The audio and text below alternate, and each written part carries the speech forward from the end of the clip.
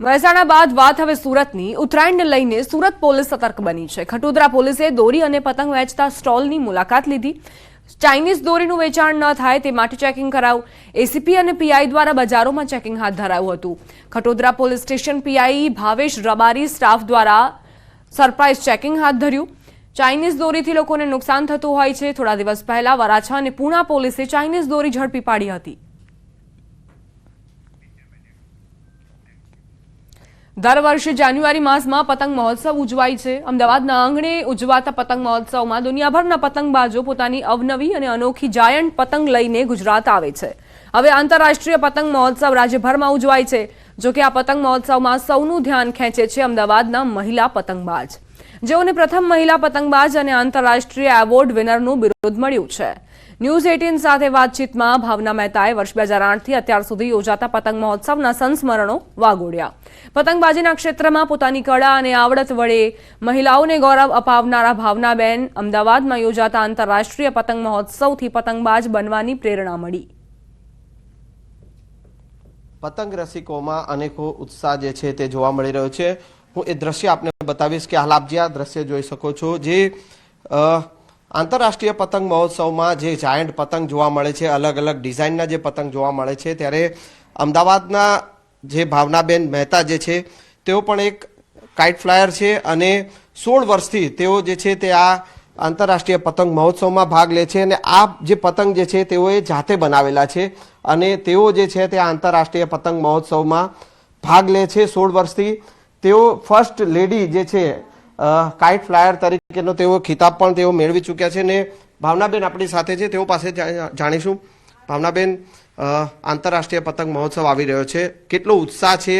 તમે આટલા વર્ષોથી ભાગ લઈ રહ્યા છો? મને તો ખૂબ જ ઉત્સાહ છે। છેલ્લા 16 વર્ષથી હું આ પાર્ટિસિપેટ કરી રહ્યું છું અને સૌથી વધારે એ છે કે તમારી જે ક્રિએશન તમે આખું વર્ષ કામ કરતા હો અને પછી તમારે ઉડાવવાની હોય એટલે હંમેશા એક જ હોય કે કેવી રીતના સરસ રીતે ઉડશે, એટલે એક જાતનું મનમાં અલગ અલગ જાતના ભાવ હોય અને જ્યારે તમારી પતંગ આખી ઉપર ઉડે અને બાળકો જે બી ત્યાં જોનારા દર્શકો હોય એ લોકો કિકિયારીઓ પાડે ને તાલી પાડે ત્યારે ખરેખર ખૂબ જ આનંદ થાય છે અને ખૂબ જ મજા આવે છે। ઓકે, સામાન્ય રીતે પતંગ જે ઉડાવતા જે છે મેન્સ જે ઉડાવતા હોય છે, તમને ફર્સ્ટ લેડી વુમેન જે છે પતંગબાજનો તમને એવોર્ડ મળેલો છે, શું છે?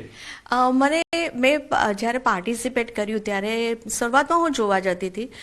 પતંગ ઉડાવવાનો મહાવરો તો 25 વર્ષથી હતો, પણ જ્યારે હું પહેલી વાર મને કોઈએ એવું પ્રોત્સાહિત કર્યો અને ગુજરાત રાજ્ય સરકારે બી મને પ્રોત્સાહિત કરી અને 2008માં મેં પહેલું મારું પતંગ જે છે ક્રિએશન મેં આકાશમાં ઉડાવ્યું। સાથે સાથે એ વખતે તો મને ભાવ અલગ અલગ હતા। ઘણાને એ વખતે ઇનામ મળ્યા, મને નહોતું મળ્યું તો થોડુંક મનમાં હતું, પણ પછી 2009, 10 અને 11 આ ત્રણેય વખત ફર્સ્ટ ઇનામ અલગ અલગ કેટેગરીમાં મેં લઈ અને માનનીય આપણા વડાપ્રધાન જે ત્યારે સીએમ હતા એમના હસ્તે મને એવોર્ડ મળ્યા અને એ એવોર્ડ મળ્યા પછી મારો તો જાણે જર્ની આખી આકાશ ઉડવાની જે પંખ લાગી ગયા હતા। સમાચારોમાં આગળ વધીએ। બોટાદમાં તસ્કરો બેફામ બન્યા। પાળિયાદ રોડ પર ધોળા દિવસે બાઇકની ચોરી। મોગલ રેસ્ટોરન્ટ પાસેના પાર્કિંગમાંથી બાઇકની ચોરીને અંજામ। પાર્કિંગમાંથી ચોરી કરનાર ચોર સીસીટીવીમાં કેદ થયો। રોડ પર પાર્ક કરેલી બાઇક સિફતથી ચોરીને જતો ગઠિયો સીસીટીવીમાં કેદ। સતત ટ્રાફિકથી ધમધમતા રોડ પરથી બાઇકની ચોરી કરાઈ। પોલીસે સીસીટીવીની મદદથી આરોપીને પકડવા શરૂ કરી શોધખોળ। સંવાદદાતા વિજયસિંહ જોડાઈ ગયા છે વધુ જાણકારી સાથે। વિજયસિંહ, કઈ રીતે આ અકસ્માતની માફ કરશો, આ ચોરીની ઘટના બની?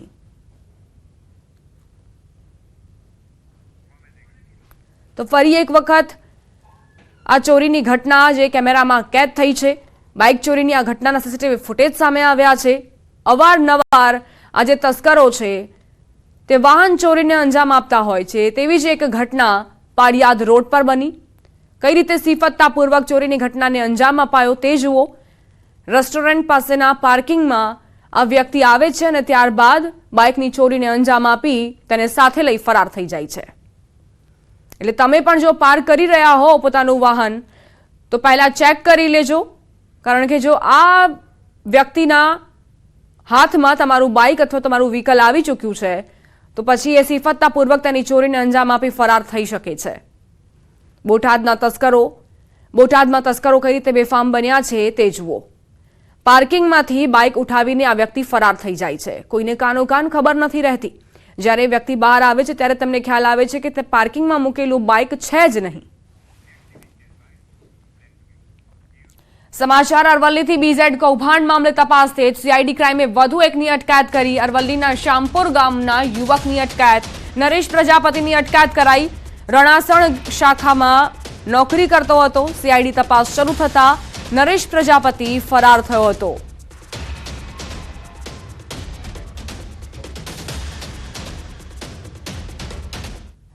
બીઝેડ કૌભાંડ મામલે તપાસ તેજ બની છે। એક બાદ એક જે પ્યાદાઓ છે તેમની પણ ધરપકડનો દોર ચાલી રહ્યો છે અને એવામાં શ્યામપુર ગામના યુવકની અટકાયત કરવામાં આવી છે। આ પહેલા ભૂપેન્દ્ર ઝાલા જે પોલીસના સકંજામાં આવી ચૂક્યો છે, જે મુખ્ય આરોપી છે। ભાવનગર સાયબર ક્રાઇમે ડિજિટલ અરેસ્ટના ગુનામાં વધુ એક આરોપીની ધરપકડ કરી છે। આણંદના આયશા પાર્કમાં રહેતા આરોપી જુનેદ વહોરાને દબોચી લેવાયો છે। કોર્ટે આરોપીના 2 દિવસના રિમાન્ડ મંજૂર કરતા આરોપીની પૂછપરછ ચાલી રહી છે। આરોપી યુવકે વૃદ્ધને ઈડી અને સીઆઈડીની ધમકીઓ આપી 15 લાખ રૂપિયાની છેતરપિંડી કરી હતી। 7 નવેમ્બરે આરોપીએ મૂળ ભાવનગરના અને હાલ પૂનામાં રહેતા 65 વર્ષના વૃદ્ધ કોન્ટ્રાક્ટરને વિડીયો કોલ કર્યો હતો અને ઈડીના નામે ધાક ધમકી આપી 15 લાખની છેતરપિંડી કરી હતી। જોકે સાયબર ક્રાઇમે આરોપીને ઝડપી વધુ તપાસ હાથ ધરી છે।